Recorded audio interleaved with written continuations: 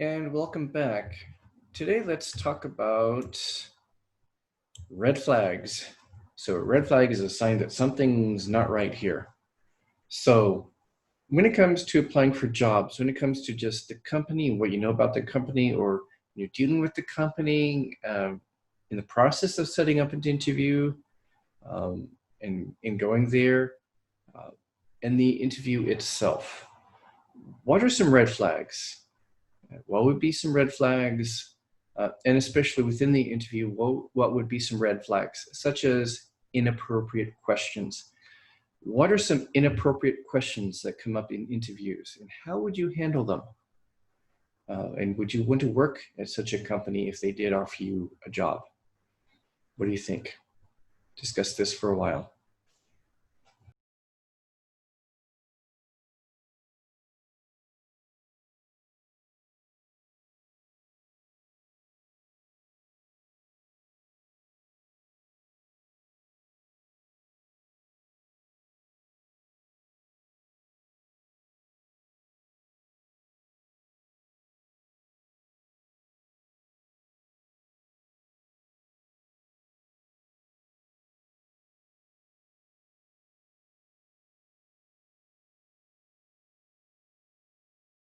Okay, some red flags. Before the interview, there might be some red flags if the way that they are, I don't know, maybe you know something about the company that just doesn't sound good, and that's probably a red flag. You've heard they have a reputation for bad work environment and such. That's a red flag to pay attention to. In one case years ago, I was applying for a teaching job, and there were a couple of red flags before the actual interview, or uh, uh, right before the interview itself. One was the way that the staff in that department was communicating with me, not by email. I mean, email is kind of the standard for professional communication and academic communication in the world. They weren't using like email; they were just sending text messages by phone. That's not very professional. And kind of short text messages, and they were not terribly specific or informative. Just be here at this time, this place, and that was one sign. And then when I got there, it wasn't like a scheduled interview. There were several applicants, and the staff person just said, "Oh, draw a number for your uh, interview slot." Okay, that doesn't sound right. Draw a number, pick a number. Like you should have already decided who's going to go in what order. Uh, and then they were not. And before the interview, the instructions for the interview was for a teaching demonstration, a teaching demo, and the instructions were just not clear about what they wanted and what they were expecting for the demo, the teaching demo. And so I got kind of confused, and I tried to change things at the last minute, and I ended up not doing very well. Uh, and I think I was responding psychologically, subconsciously to these red flags I was sensing. And so I didn't do very well in the teaching demo because I think these red flags may be uncomfortable and cause me to lose my focus. And so I didn't do well, which was a good thing. Uh, I didn't get the job, and I was glad because I realized one, the location of the place, it wasn't good, wouldn't be good for me and my family, and it didn't seem like a professional environment. And I didn't think even if I had gotten the job, I wouldn't have been happy there. And so I'm glad that I didn't get it. So those were red flags, something unprofessional in their behavior. Uh, if you're offered a job, you probably wouldn't want to take a job where there are red flags before or during the interview. So I shared my experiences before. I had two strange interviews at a conference. I told you about them. One was kind of aggressive and unfriendly and kind of awkward, and they asked inappropriate questions. They offered me the job later. I said no, and I'm glad I did because later I found out things about the work environment at that place that were not really that great, not as good as what they advertised in the job advertisement. And the second interview right after that was really the opposite, very unprofessional. Again, I'm glad I didn't, well, they didn't even say anything after the words. no communication at all, very unprofessional. Um, so it was good that they didn't even try to offer me a job. And actually, later I did find out that there were also problems in that workplace. So you probably wouldn't want to work there. So, what are some kinds of inappropriate questions? And if you get these kinds of questions, um, okay, overly personal questions, aggressive questions. I talked about my example, my experience earlier. Some other kinds of inappropriate questions. Questions about alcohol and your alcohol drinking that might come up in Korean companies. My first reaction is, as an outsider, is to think that's really inappropriate. Although in Korean culture, if you're dealing with clients and such, you're probably expected to drink with them. So that there might be some reason for asking that, but you would want to be careful about that. You don't want to sound like, oh yeah, I like to drink a lot. You don't want to sound like you have a drinking problem or you're a heavy drinker. I would say I'm a moderate drinker. I don't mind drinking even soju. I don't mind, but I don't like getting drunk. I don't like drinking heavily, and I have my limits. I have my moral limits on other kinds of things that some company might happen at some kinds of huishik or company meetings. If somebody from a country from outside of Korea were to ask you this, it would be really strange. And I imagine if a Korean company were interviewing a foreigner, the foreigner would probably think that's unprofessional to ask about alcohol. Okay, any questions that refer to your gender or about your gender? If they say, oh, as a woman, why are you applying here? So if the question refers to your gender, like as a woman, what would you do here? That's a bad sign. They're kind of assuming we don't really prefer women. We're just doing this interview because we have to, we're kind of suspicious about you. Especially questions about your family, whether it's your parents or your intentions to get married and have children and thus maybe leave the company. It's really the company's fault if they don't provide enough support for female employees who are pregnant or have children. It's the company's fault. It's not your fault if they have a problem with that. So if they ask you, are you going to stay with us? Are you going to get married and have kids and quit? Inappropriate. You should probably head for the door and don't come back. It's probably not a good company. I think some major companies might still ask that sometimes. I've heard from my students, even students a year or two ago told me that occasionally that still happens. It shouldn't, but it does happen. Bad sign of a sexist work environment or a company that is not really open to female employees and giving them enough support. If you think about it, I mean, male employees get plenty of support actually, especially some of the huishik stuff is really more male oriented.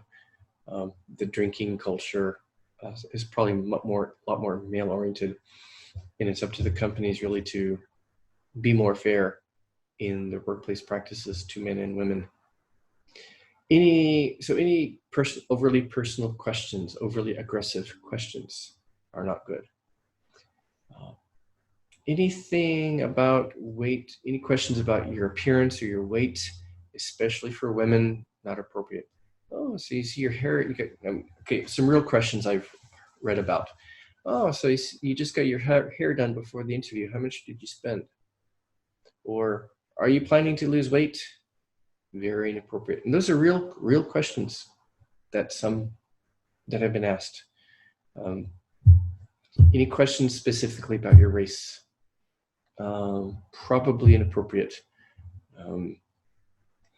Now they did ask me, of course, about my language ability, and that's fair. So I do need to improve my Korean in order to do my job here.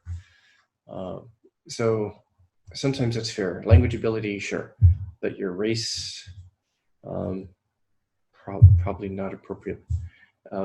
Any questions that seem to imply or probe, either imply their political or religious orientation or probe yours, inappropriate, and you should avoid them. Even more seriously in professional questions, I've got some examples. So what if you get questions like this? At that point, probably you're gonna think this is a job where I wouldn't want to work. Even if they offered me the job, I don't want to work here. So conclude the interview. I mean, hey, interviews are good practice, even if you're not going to work there. Get the practice, get the experience doing interviews. So finish the interview probably. You could just storm out, walk out right away. But okay, finish the interview. Okay, finish the practice. It's kind of good practice. And just say, okay, mentally, forget it. I'll move on. If they call you, ignore them or say no, as I did one time. Or if you get inappropriate questions, probably you're going to decide, okay, I'm not going to want to work there anyway. So one advice I've gotten from a colleague is, okay, maybe use humor or sarcasm to answer those questions because you're not going to want to work there anyway. So screw the interview, finish the interview for the sake of practice, interview practice. But maybe respond with sarcasm to kind of point out to them you're being inappropriate. So here's some examples of what some sarcastic responses. These are from Korean applicants, probably more often female applicants, who responded sarcastically to inappropriate questions. So one question was, you're fat, do you plan on losing weight? And the applicant responded, I hear you're ethically challenged. When are you going to jail? Oh, that's beautiful. Good response. Clever person. I would hire her just because she shows she can think on her feet. You look terrible today. Do you look this bad in your first interview? This is during the second interview. She said, I wanted to match the corporate style of your organization. That's a good comeback. Tell us about your boyfriend or girlfriend. Very inappropriate. Sure. Okay, so the applicant said, sure, if you agree to tell me about your wife, husband, concubine, geisha, etc. Ooh, that's a good one. Why are you wearing 2 rings? So I can ring your neck with one. Okay. I see you went to a hair shop. How much did you spend? About the same as much. So she replied, about this same amount of money as you paid for your suit, your business suit. Okay, here's one of those really sexist questions. As a woman, okay, so that right there is a red flag. What's about to come is sexist. As a woman, what is your weak point? And she said, I have been trained by my mother to politely smile at paternalistic clowns. Paternalistic, those are paternalize or act like they have male authority over women. Paternalistic clowns. Could you sing a song to entertain us? Sorry, I didn't realize I was applying to a norebang, karaoke bar. Can you tell us something funny? And this person said, sure I can. On my way over here, I just analyzed your corporate business plan. Ooh, that's a good one. Are you sincere? Do you want me to lie and say yes? Okay. So inappropriate responses. Well, inappropriate questions, maybe have some fun with them. Practice your sarcasm skills and walk away after the interview and, as we say, brush it off. Brush the dust off your feet, meaning you're not going to go back. Move on to something better. For interviewers now, let's kind of reverse it. For interviewers who are doing job interviews and looking at applicants, for them, what are some things that would raise red flags for the applicants? What are some things about the applicants that would be a bad sign? What do you think? Some things that you should be careful about so you don't raise red flags in the eyes of the interviewers.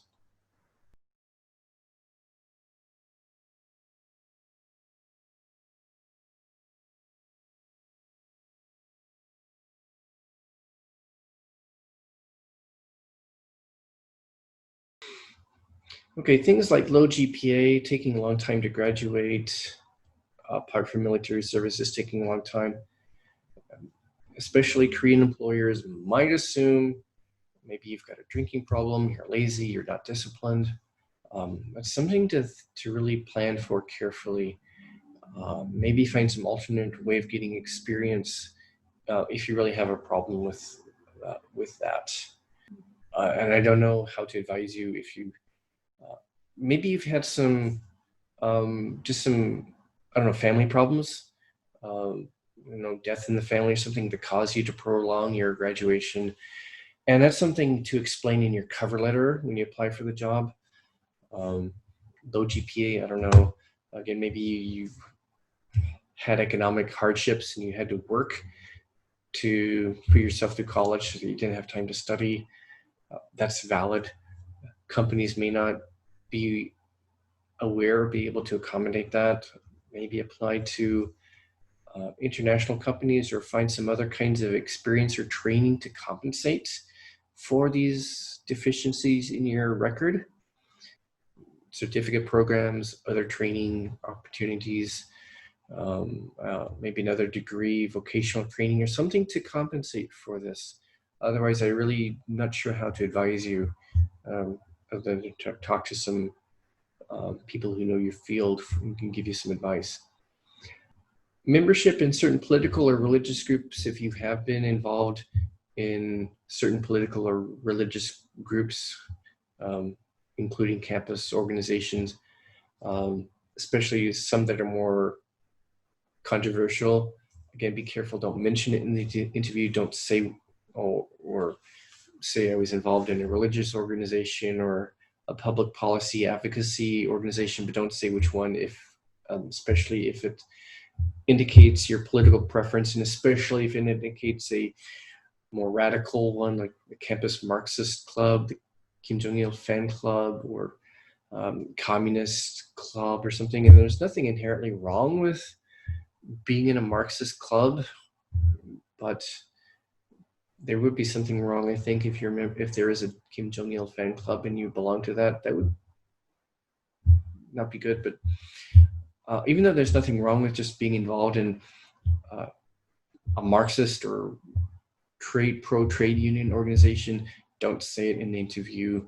Don't give any indication. Maybe don't say anything about it at all, or just say it was a public policy related organization or something like that. Be careful. Don't say anything that would indicate your specific religious or political preference. And in Korea, mid-year applications, if you're applying mid-year, it will look like you weren't able to get a job 6 months ago, which might raise some red flags about you. Maybe try applying for an international company that doesn't care about that. I don't know. I'm not sure what to tell you, but these are some things to watch out for. Also make sure your body language is okay. Practice and make sure that you don't look too nervous. You're reasonably well dressed, professional. You show respect to them. You look confident enough. And oh yes, here's a good one. Don't try to memorize your answers for interview questions. Don't try to memorize them. They will see through that, and memorizing responses doesn't look good because it just looks and sounds so unnatural and artificial. If they wanted to hire a robot, maybe okay, but they want a human. So they want somebody who can answer their questions spontaneously and naturally, not some kind of a rehearsed response. That doesn't look good. If it's an artificial, rehearsed, or memorized response, it doesn't look good. It sounds like you're not taking them seriously to really talk to them personally. Don't try to memorize things. Maybe have an idea of how you're going to answer certain questions and kind of outline in your head. Have mental outlines ready. This is how I'm going to answer this. If they ask me about, a question about the relevance of my experience, have an outline. I'm going to talk about this and these points, a mental outline of what I'm going to say. I'll talk about this transferable skill and this reason for why I'm applying for the company anyway. Mental outline of specific talking points. And practice speaking from a mental outline. Practice speaking from or at least an outline on paper, and then rehearse how you're going to say it more naturally without looking at your paper outline, mental outline. Practice that. Maybe one other piece of advice, visualization might be a helpful way of preparing for interviews or any kind of important task, public speaking task, you're giving a class presentation, doing a job interview, visualize it. And there's nothing magical or mystical. This is not new agey stuff. This is not like fantasy, imagining you fantasize going in and just wowing them and you get the job. It's not like a fantasy type of visualization, but visualization as a preparation technique is valid if it's a careful visualization. What it means is you visualize yourself going in, maybe sitting down at the table, or maybe in some interviews you stand, I don't know. But you visualize yourself standing there and answering specific questions. Visualize how you're going to answer particular questions and how you are going to use your gestures and your body language, your posture, your facial expressions, your voice. Visualize how you're going to do it, because it's the visualization is actually a planning technique. It's a way of kind of anticipating different things that might come up, different problems, and planning for it. So it's about planning. You're mentally planning what you're going to do and how you're going to do things and how you're going to handle certain situations. So visualization is a planning technique. So it helps to visualize doing job interviews and visualize how you're going to respond to certain questions. Visualize maybe how you're going to handle some difficult questions. So do some visualization strategy to plan for your interviews.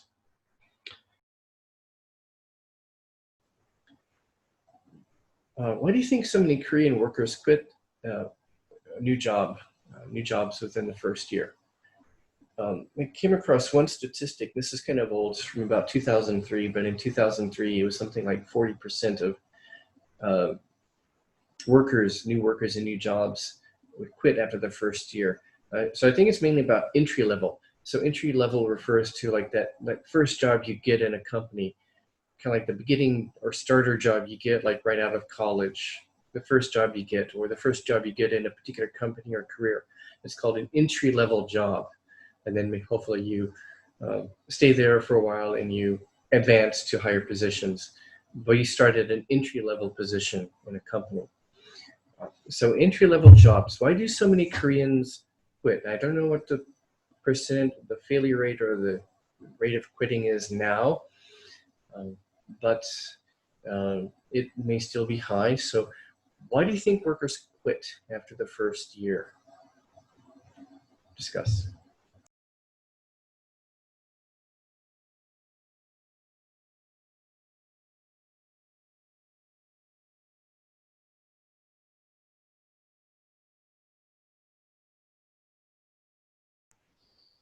Okay, I don't know the full answers, but I mean, I can understand. You know, we've all had, well, people my age anyway, anybody who's been in the workforce anywhere, whether companies or teaching jobs or institutes or whatever, we've all had bad job experiences.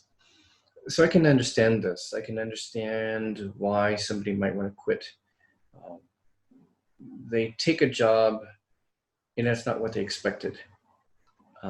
Or they kind of realized it wasn't really a good job for them, but they needed a job. They need the money. Just have to take a job. You need some kind of job, right? But should you take a job where you think you might not be happy? Maybe there's something in the interview that tells you I might not be happy here, or it's just like you're applying to a company, you're not really that interested in the company. You may not think, I'm not sure if I'm going to be happy here, but I need the job. I'm going to apply anyway. And you get a job. Should you take a job where you think you might not be happy? Or if you find yourself in a job where you're just miserable, the job is really not for you, it's not your thing, or it's a bad work environment, Should you quit?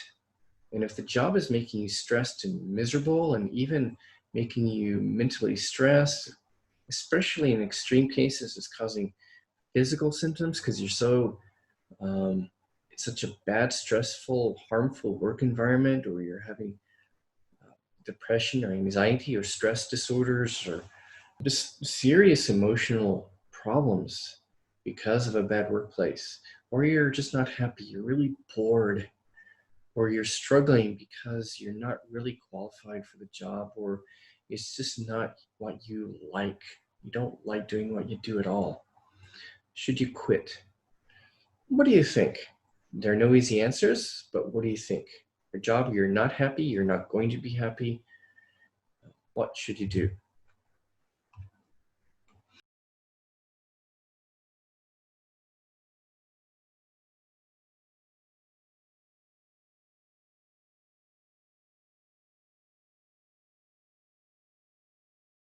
There are no easy answers to that. I can't really give you specific advice because it really depends a lot on you and the job and the kind of workplace. It really depends a lot. But I did find myself one time in a very bad work environment where I had to get out. It was a toxic work environment. Um, I was working with a person who was kind of over me, and this person had some serious mental health issues, and it was making the job really, really bad. Um, Unfortunately, I was able to find a different job, which was generally a good experience, although it was kind of not a great work environment. But what I was doing was really interesting and up to a point for a few years. Then I moved to another job where I was much happier. Uh, so if you do find yourself in that kind of situation someday, especially if you are in a job that's making you really unhappy, at least talk to somebody. Please talk to somebody for some career advice, job advice. But I know it's not an easy question because especially in a tough economy like this, sometimes you have to take a job or stay in a job that you hate because you need the money, you need the job, you need the stability. There are no easy answers. Uh, Life is tough. Anyway, so look at the material online on the course website about the final presentation, uh, as well as the short little preparation assignments that you will have. These will be posted in the LMS. So make sure you're paying attention to that and keeping up with those assignments. And I will see you later. Good luck and goodbye.